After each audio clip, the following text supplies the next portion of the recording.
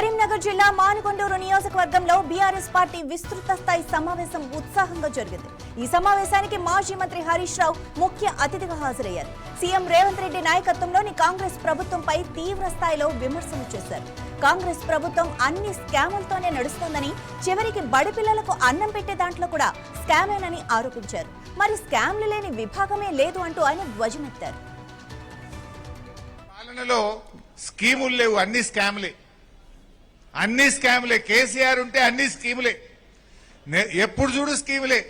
ఎలక్షన్లలో మేనిఫెస్టోలో చెప్పకపోయినా కళ్యాణ లక్ష్మి ఇచ్చిండు కదా కేసీఆర్. ఓట్ల ముందు చెప్పిండా కళ్యాణ లక్ష్మి? కేసీఆర్ కిట్ ఓట్ల ముందు చెప్పిండా? రైతు బంధు అనే పథకం ఓట్ల ముందు చెప్పిండా? రైతు బీమా అనే పథకం ఓట్ల ముందు చెప్పినమా?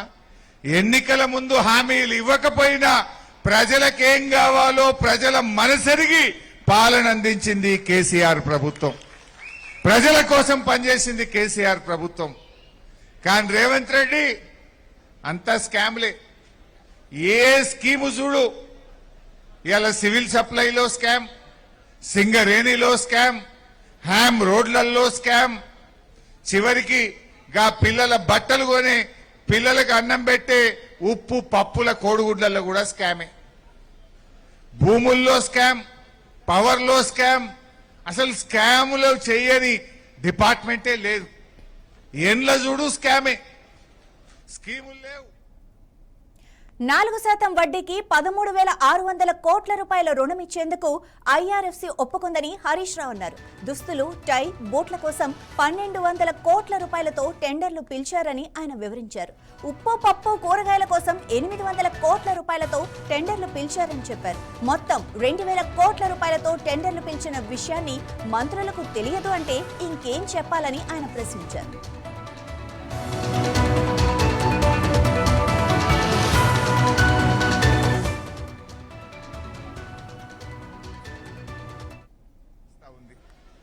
నేను మొన్నెప్పుడో మాట్లాడినా, గురుకుల పాఠశాలల్లో, ప్రభుత్వ పాఠశాలల్లో గా పిల్లలకు అన్నం పెట్టే కోడిగుడ్ల మీద, ఉప్పు పప్పు మీద కూడా పైసలు తింటారా, పాపం తగులుతుంది అన్న. 2,000 కోట్ల స్కామ్ జరిగింది అని నేను మీడియాలో మాట్లాడినా. మన కరీంనగర్ జిల్లా మంత్రులు మన జిల్లా పరువు తీస్తున్నారు. లక్ష్మణ్ గారు, పొన్నం ప్రభాకర్ గారు నాకు ఛాలెంజ్ చేసిండ్రు. అరే నువ్వు 2,000 కోట్ల స్కామ్ అంటున్నావు, మేం కొన్నదే 680 కోట్లది అన్నారు. వాళ్ళకి నిజంగా వాళ్ళని చూస్తే నాకు జాలేస్తుంది. మీ డిపార్ట్మెంట్లో మీరు మంత్రులుగా ఉండి అసలు మీ డిపార్ట్మెంట్లో ఏం జరుగుతుందో మీకు తెలియని పరిస్థితుల్లో మీరున్నారు. బట్టలు గాని, బూట్లు గాని, షూస్ గాని, టై గాని అవి 1,200 కోట్ల రూపాయలతో టెండర్ పిలిచిండ్రు. ఈ ఉప్పులు, పప్పులు, కూరగాయలు, కోడిగుడ్లు, మటను, చికెన్ ఇవి 800 కోట్లతో టెండర్ పిలిచిండ్రు. రెండు కలిపితే 2,000 కోట్ల రూపాయలు.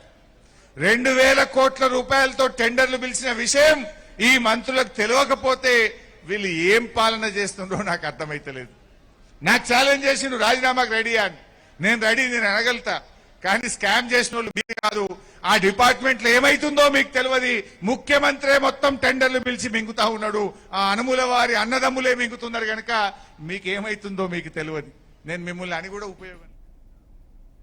పొన్నం ప్రభాకర్ నన్ను విమర్శించేటప్పుడు 680 కోట్ల రూపాయలు అంటున్నారని హరీష్ రావు గుర్తు చేశారు. అసలు టెండర్ల మొత్తం ఎంతో కూడా తెలియని పరిస్థితుల్లో కాంగ్రెస్ మంత్రులు ఉన్నారని ఆయన విమర్శించారు. ఏదడిగినా సీఎం రేవంత్ రెడ్డి ఖజానా ఖాళీ అంటారని, మరి పనులు ఎలా జరుగుతున్నాయని ఆయన ప్రశ్నించారు. కేసీఆర్ నాయకత్వంలోని బీఆర్ఎస్ ప్రభుత్వం ప్రజల కోసమే నిజంగా పనిచేసిందని ఆయన స్పష్టం చేశారు. మన కరీంనగర్ జిల్లా మంత్రులు మన జిల్లా పరువు తీస్తున్నారు. లక్ష్మణ్ గారు, పొన్నం ప్రభాకర్ గారు నాకు ఛాలెంజ్ చేసిండ్రు. అరే నువ్వు 2,000 కోట్ల స్కామ్ అంటున్నావు, మేం కొన్నదే 680 కోట్లది అన్నారు. వాళ్ళకి నిజంగా వాళ్ళని చూస్తే నాకు జాలేస్తుంది. మీ డిపార్ట్మెంట్లో మీరు మంత్రులుగా ఉండి అసలు మీ డిపార్ట్మెంట్లో ఏం జరుగుతుందో మీకు తెలియని పరిస్థితుల్లో మీరున్నారు. బట్టలు గాని, బూట్లు గాని, షూస్ గాని, టై గాని అవి 1,200 కోట్ల రూపాయలతో టెండర్ పిలిచిండ్రు. ఈ ఉప్పులు, పప్పులు, కూరగాయలు, కోడిగుడ్లు, మటను, చికెన్ ఇవి 800 కోట్లతో టెండర్ పిలిచిండ్రు. రెండు కలిపితే 2,000 కోట్ల రూపాయలు. 2,000 కోట్ల రూపాయలతో టెండర్లు పిలిచిన విషయం ఈ మంత్రులకు తెలియకపోతే వీళ్ళు ఏం పాలన చేస్తుండ్రో నాకు అర్థమైతలేదు. నాకు ఛాలెంజ్ చేసి నువ్వు రాజీనామాకు రెడీ అని, నేను రెడీ, నేను అనగలుగుతా. కానీ స్కామ్ చేసిన వాళ్ళు మీరు కాదు. ఆ డిపార్ట్మెంట్ లో ఏమైతుందో మీకు తెలియదు. ముఖ్యమంత్రి మొత్తం టెండర్లు పిలిచి మింగుతా ఉన్నాడు. ఆ అనుముల వారి అన్నదమ్ములే మింగుతున్నారు కనుక మీకేమైతుందో మీకు తెలియదు. నేను మిమ్మల్ని అని కూడా ఉపయోగం లేదు. ఇవాళ మీ జిల్లా మంత్రులు పాపం వాళ్ళని చూస్తే నాకు జాలేస్తా ఉంది. ఇక ఇదే విషయానికి సంబంధించి మరింత సమాచారం మా ప్రతినిధి రాజ్ కుమార్ అందిస్తారు. రాజ్ కుమార్, మరి ఈ విధంగా రేవంత్ పాలనలో ఉన్న ఎంపీలని అందరినీ, ఎమ్మెల్యేలని అందరినీ కూడా హరీష్ రావు ఈ విధంగా మాట్లాడుతూ ఉంటే, ఈ విధంగా ఎద్దేవా చేస్తుంటే పరిస్థితి అంత దారుణంగా ఉందనుకోవాలా? Madhavi, good afternoon. మరి ఇటీవల మనం చూస్తున్నాం, కాంగ్రెస్ కు బీఆర్ఎస్ కు అసలు పడట్లేదు, ఉప్పు నిప్పుగా మారిపోతుంది. ఎందుకంటే మనం చూస్తా ఉన్నాం, ఎలక్షన్ దగ్గర పడతా ఉన్నాయి. ముఖ్యంగా జిహెచ్ఎంసీ ఎలక్షన్స్ ఉన్నాయి, అదేవిధంగా జనరల్ ఎలక్షన్. ఆ తర్వాత సర్ మీద ఆల్రెడీ అన్ని ప్లాన్ చేస్తున్నాయి. అంటే ఒకవైపు పార్టీ సభ్యత్వము ఆ కార్యకర్తలు ఏదైతే ఉందో మెంబర్షిప్ డ్రైవ్ చేస్తున్నాయి, మరొక వైపు వచ్చే ఎలక్షన్స్ కు ప్రిపేర్ కావాలి. దీంతో ప్రజా సమస్యలపై పోరాడాలి అని డిసైడ్ అయింది బీఆర్ఎస్ పార్టీ. ప్రభుత్వ వ్యతిరేక విధానాలను, రేవంత్ రెడ్డి యొక్క సర్కార్ యొక్క విధానాలను ఎండగట్టాలని వీళ్ళు ప్లాన్ చేశారు. అందులో భాగంగా హరీష్ రావు నిన్న చేసిన కామెంట్స్ కరీంనగర్ జిల్లా మనకొండూరు ఆ యొక్క పార్టీ యొక్క సభలో లేకపోతే సమావేశంలో నిన్న జరిగింది. సో ఈ వ్యాఖ్యలు చేశారు. వరుస కామెంట్ కూడా చేస్తున్నారు. మనం చూసాం ఇటీవల ఫ్యూచర్ లేని సిటీని పట్టుకొని ఫ్యూచర్ లేని లీడరు ఫ్యూచర్ సిటీ అంటున్నాడని కూడా కామెంట్ చేయడం జరిగింది. సో ఈ రకంగా అనేకమైన కామెంట్స్ కూడా చేయడంలో భాగంగా నిన్న చేసిన కామెంట్స్ కూడా మనం ఒకసారి గమనిస్తే, ఇది స్కాముల కాంగ్రెస్, ఇది స్కాముల ప్రభుత్వము అని కామెంట్ చేయడం జరిగింది. ముఖ్యంగా మెట్రో మీద ప్రభుత్వ వైఖరిని ఎండగడుతూ వస్తున్నారు హరీష్ రావు. అదేవిధంగా మెట్రోతో పాటు ప్రధానంగా ఈ యొక్క బ్రేక్ఫాస్ట్ స్కీమ్ ఏదైతే స్టార్ట్ చేశారో మొన్న 15వ తారీఖు, ఈ రోజు కూడా సీఎం ఆరుట్లలో ఈ యొక్క బ్రేక్ఫాస్ట్ కార్యక్రమాన్ని కూడా ప్రారంభించారు. సో ఈ బ్రేక్ఫాస్ట్ కార్యక్రమం అనేది 2,000 కోట్ల రూపాయల స్కాము అని ఆరోపణలు చేశారు. ఈ ఆరోపణలు చాలా పెద్దవి. దీనికి మంత్రులు పొన్నం ప్రభాకర్, ఆ తర్వాత మిగతా మంత్రులు కూడా, కరీంనగర్ జిల్లాకు సంబంధించిన మంత్రులు కూడా నిన్న కామెంట్ చేశారు. ఆరోపణలు కొట్టిపారేశారు. అసలు మేము పిలిచిందే 680 కోట్లు, నియర్లీ 700 కోట్లు, మీరేమో 2,000 కోట్లు అంటున్నారు. హరీష్ రావు అర్థం లేని వ్యాఖ్యలు చేస్తున్నారని వాళ్ళు ఆరోపించారు. కానీ హరీష్ రావు స్పష్టంగా చెప్పాడు, 2,000 కోట్లు అంటే 1,300 కోట్లు వేరు, తర్వాత 700 చిల్లర అంటే దాదాపు 800 కోట్లు వేరు. రెండు వేరు కాంట్రాక్ట్స్, వేరు టెండర్లు, రెండు కలిపితే 2,000 కోట్లు. అంటే ఇటు బ్రేక్ఫాస్ట్ కావచ్చు, ఫుడ్ కావచ్చు, ఎగ్స్ కావచ్చు, అదొకటైతే తర్వాత యూనిఫామ్స్, బుక్స్, బెల్టులు, షూలను కూడా వదలట్లేదు. అంటే లాస్ట్ కు రేవంత్ రెడ్డి మాత్రమే కాదు, రేవంత్ రెడ్డి సహోదరులు అంటే రేవంత్ రెడ్డి అన్నదమ్ములంతా కలిసి ఈ స్కామ్ లో ఉన్నారు. మంత్రులకు కూడా తెలియదు ఈ విషయం. మంత్రులు కూడా కనీసం ఏం జరుగుతుందో కూడా ప్రభుత్వంలో తెలియనంతగా రేవంత్ రెడ్డి సీక్రెట్ మెయింటైన్ చేస్తూ వాళ్ళని డమ్మీలుగా చేశాడని హరీష్ రావు కామెంట్స్ మనం చూస్తున్నాం.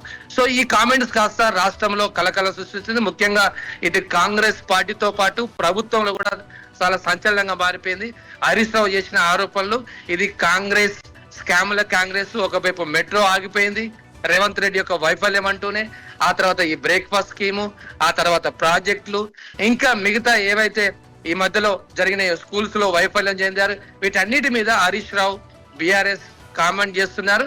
ముఖ్యంగా హరీష్ రావు నేను చేసిన కామెంట్స్ నిజంగా ఇది చాలా సీరియస్ కామెంట్స్, సీరియస్ ఎలిగేషన్స్ అని చెప్పొచ్చు. మాది రాజ్ కుమార్, మరి ఈ విషయంలో ఎందుకు కాంగ్రెస్ అంటే తన స్పందన వినిపించలేదు?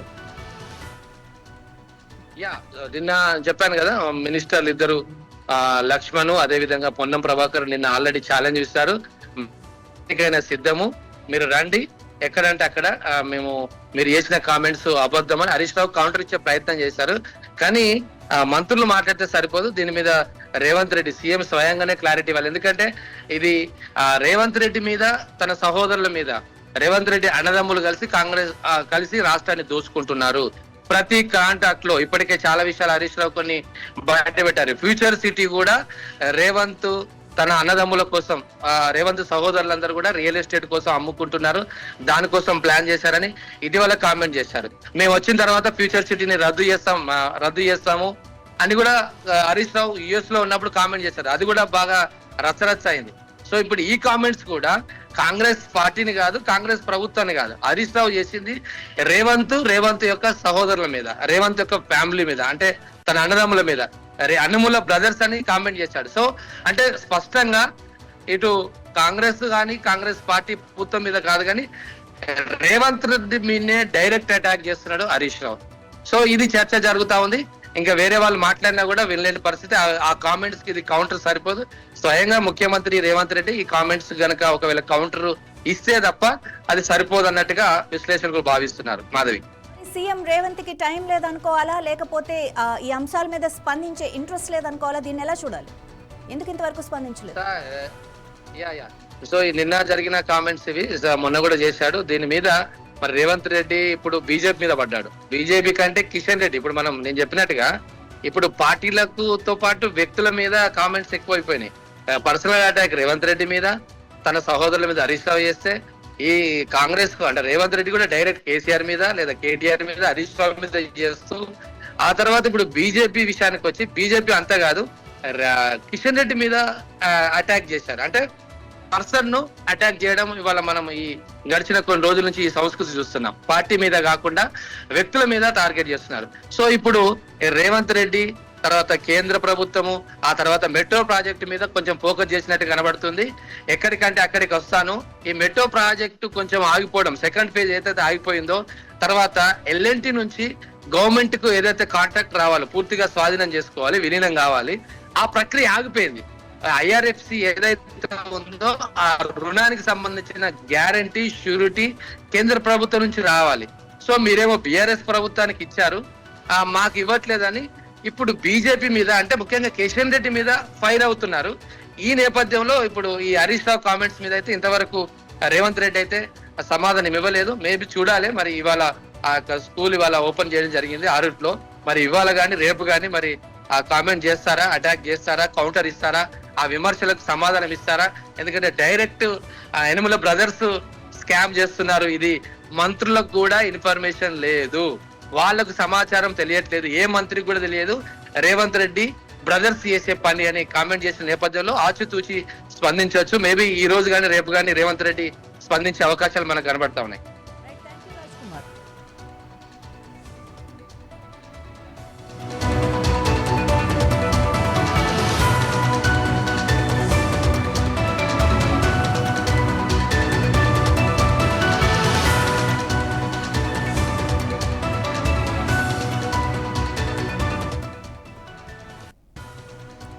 మరి రాబోయే రోజుల్లో ఈ అంశాలపై రాజకీయ వేడి మరింత పెరిగే అవకాశం కనిపిస్తోంది. మొత్తానికి కాంగ్రెస్ ప్రభుత్వంపై బీఆర్ఎస్ విమర్శల దాడిని మరింత పెంచింది. ఇది ఇలాగే కొనసాగితే తెలంగాణ రాజకీయాలు మరింత రసవత్తరంగా మారటం ఖాయం. చూద్దాం ముందు ముందు ఇంకెన్ని ఆరోపణలు, ప్రత్యారోపణలు వస్తాయో.